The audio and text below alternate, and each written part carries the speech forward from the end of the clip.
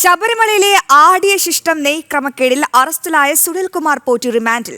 കൊല്ലം vigilance കോടതിയാണ് remand ചെയ്തത്. 14 ദിവസത്തേക്കാണ് പ്രതിയെ റിമാൻഡ് ചെയ്തത്.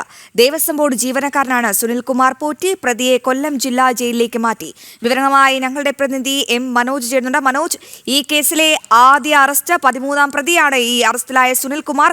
ഈ കേസിൽ അല്ലെങ്കിൽ ഈ ആടിയ ശിഷ്ടം നെയ് ക്രമക്കേടിൽ എന്താണ് ഈ പ്രതിയുടെ പങ്ക്? എങ്ങനെയാണ് പോലീസ് അറസ്റ്റ് ചെയ്തത്?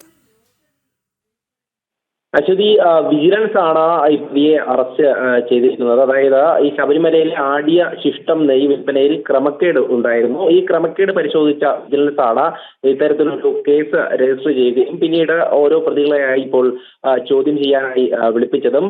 ഈ ദേവസ്വം ബോർഡ് ജീവനക്കാരനായിട്ടുള്ള സുനിൽകുമാർ പോറ്റിയെ ഇന്ന് പത്തനംതിട്ട യൂണിറ്റ് വിജിലൻസ് ഇന്ന് ചോദ്യം ചെയ്യാൻ വിളിക്കുകയും തുടർന്ന് അവിടെ വെച്ച് തന്നെ അറസ്റ്റ് രേഖപ്പെടുത്തുകയുമായിരുന്നു. ഈ കേസിലെ 13ാം പ്രതിയാണ് ഈ സുനിൽകുമാർ പോറ്റി. മറ്റൊരു ക്ഷേത്രത്തിലെ ശാന്തി കൂടെയാണ്. ഇത്തരത്തിൽ ഡെപ്യൂട്ടേഷൻ ആയി പലയിടങ്ങളിലായി ഈ ദേവസ്വം ബോർഡിന്റെ ഭാഗമായി എത്തിയതാണ് ശബരിമലയിൽ ഈ ആടിയ ശിഷ്ടം നെയ്യുടെ വിൽപ്പനയിലാണ് ഇത്തരത്തിലൊരു വലിയ ക്രമക്കേട് നടന്നിട്ടുള്ളത്.